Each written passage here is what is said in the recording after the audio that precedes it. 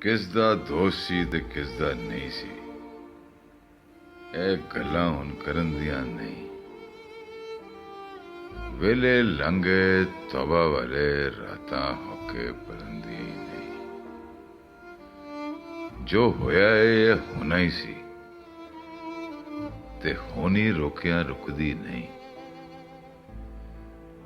ਇੱਕ ਵਾਰੀ ਜਦੋਂ ਸ਼ੁਰੂ ਹੋ ਜਾਵੇ ਗੱਲ, ਫਿਰ ਐਵੇਂ ਮੁੱਕਦੀ ਨਹੀਂ।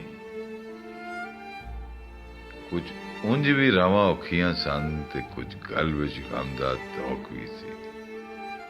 ਕੁਝ ਸ਼ਹਿਰ ਦੇ ਲੋਕ ਵੀ ਜ਼ਾਲਮ ਸਨ ਤੇ ਕੁਝ ਮੈਨੂੰ ਮਰਨ ਦਾ ਸ਼ੌਕ ਵੀ ਸੀ।